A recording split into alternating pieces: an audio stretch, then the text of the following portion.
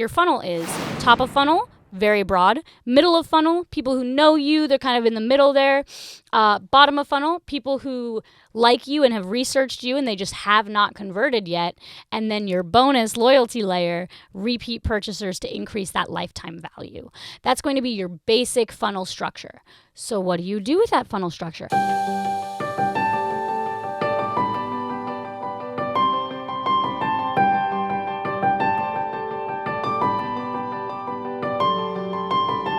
Welcome back to The Marketing Solution. My name is Shelby Paige. I am your host, and today we will be talking about my literal favorite topic, which is running ads.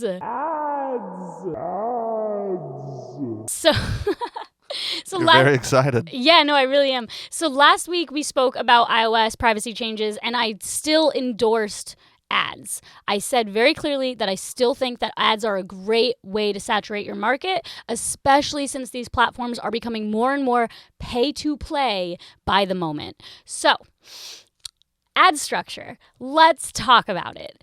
When you are building up a funnel, it is very important to consider what a funnel actually looks like. What does a funnel look like, guys? It looks like an upside down triangle. The top of the funnel, that's actually what it's called, top of funnel, is going to be people who are it's a broad stroke. It's a wide net that you're casting to interact with people who may or may not be interested in your brand. Your top of funnel is going to have most of your budget. It's going to be the largest piece of your pie. It's also going to have that lowest return on ad spend because a lot of the people that interact with your top of funnel are not going to be interested. That's okay. Honestly, that's better than okay. That's what's going to happen. You know, you're putting money into the wishing well, hoping to attract some fish, but you're not going to attract all of the people. I know that metaphor was kind of crisscrossed there, but you guys know what I'm saying. So top of funnel is going to have the majority of your marketing budget. It's going to be very broad. It's going to be interest-based targeting. There's not going to be any retargeting there, but it's going to have the lowest return on ad spend.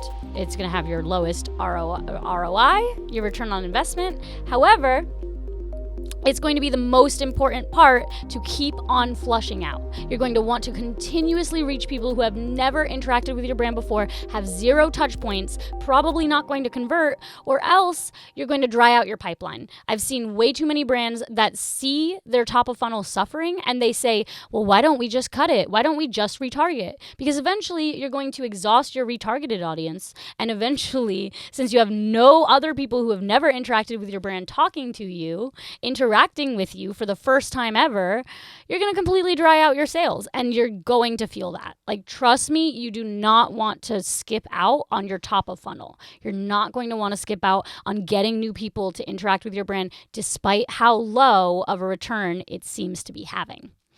Second is your middle of funnel. Those are going to be people who have interacted with your brand somewhere at some point, but they don't really know you that well. This is where your middle of funnel is technically your first retargeting layer. It's very, very important.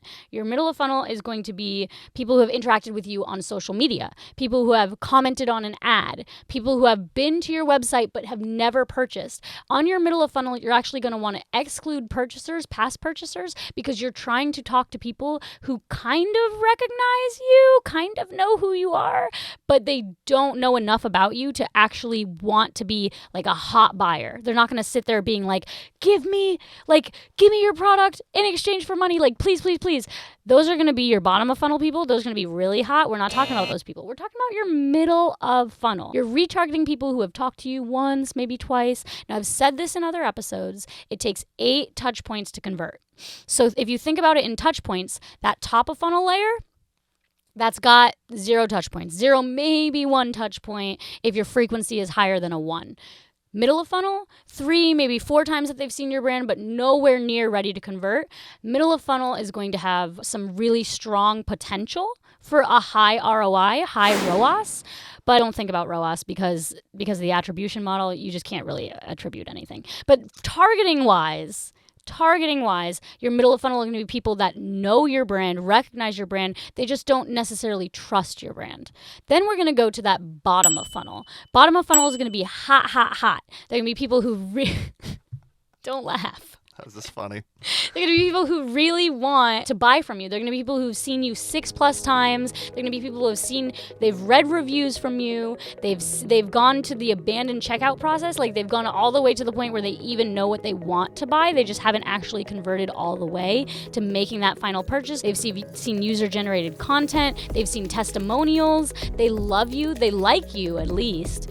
And they do want to buy from you. They just need some sort of incentive. That's what's really going to be your basic funnel structure. And then bonus points if you have a funnel if you have a funnel layer that's a loyalty layer specifically based on people who have bought before to repeat purchasers, that's going to increase your lifetime value. That's super awesome. Repeat purchasers are going to be the cheapest people you can target because they already trust you enough to buy from you once, so they're going to want to buy from you again. Hopefully. That's your hope. And that's your promise too, is like, hey, you enjoyed your experience the first time, go ahead and do it a second time. So to recap, your funnel is top of funnel, very broad. Middle of funnel, people who know you, they're kind of in the middle there. Bottom of funnel, people who like you and have researched you and they just have not converted yet. And then your bonus loyalty layer, repeat purchasers to increase that lifetime value. That's going to be your basic funnel structure. So what do you do with that funnel structure? That's a great question. I've got the answer for you. 1, top of funnel.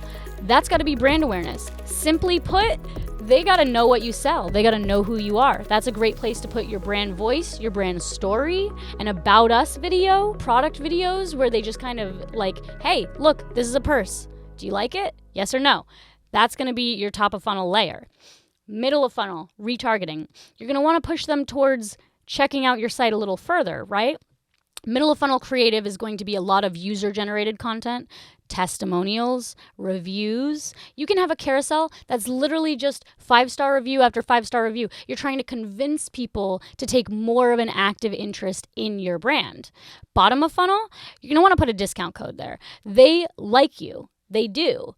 Let's make them love you. Let's push them over the edge to purchase. Your bottom of funnel should be, hey, you abandoned your cart here.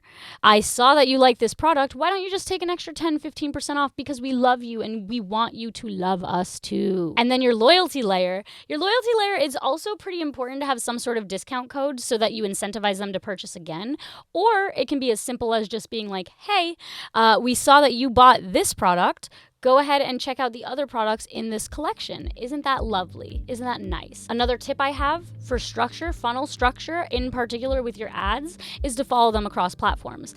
That goes into the holistic thing I was talking about last episode, where you can't really just depend on a single platform to follow your users around and track all of their personal data. They should see you on all the different social platforms that they see. If you're running ads on Facebook and Instagram, make sure you're running Google ads too. Pinterest is a great place for people on a brand awareness level to discover your brand. TikTok, I know you might not want to make TikTok dances, but you can run TikTok ads. Very important. They're going to want to see you across multiple platforms so that you hit those touch points a lot quicker. They can move from that top of funnel to that middle of funnel as fast as possible.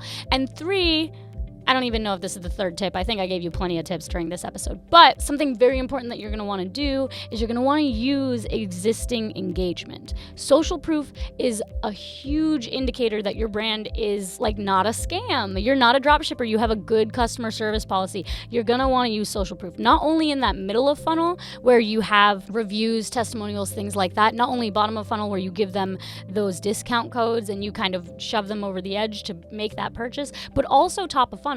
Something that I love to do running ads top of funnel is to use highly engaged content that was posted organically. This is where your organic and your paid strategy kind of mix. So as you're building your organic funnel, as you have people coming in, interacting with you on social, before you go and retarget them, take one of your top performing posts, turn that into an ad. It already has the social proof. It already has the engagement. It's going to shove people from that brand awareness stage, that top of funnel, they've never heard of you stage, into immediately having more interest in you. And that's actually going to increase your return on investment on that top of funnel. Instead of cutting your top of funnel, cutting your pipeline at the knees, just make sure that you're using engaging content, things that people have already enjoyed, because other people enjoying it is going to like psychologically make these people who have never heard of your brand more interested in your brand.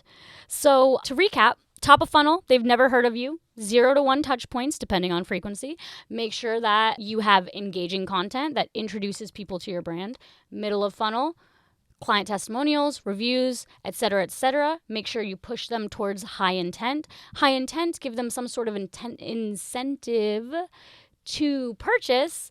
And then loyalty, make sure that you just want them coming back and loving your brand over and over again. That is a basic funnel structure. Of course, you can complicate it some more. Like when you go to scale, you can scale either horizontally or vertically. That means you can either increase the amount of money you're spending on your ads, or you can increase the layers, increase the reach that you have for those ads. That's something we'll talk about next week.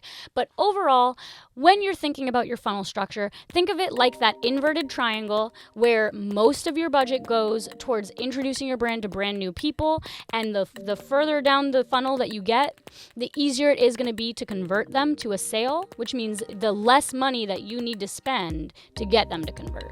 So if you're talking about budget, 60% of your budget should go to broad brand awareness targeting. Middle of funnel, 20-30%, and then bottom of funnel loyalty layer can share that 15-10% of, hey, let's just convert people and keep them coming back for more. And you should always, with that funnel structure, have a positive return on investment.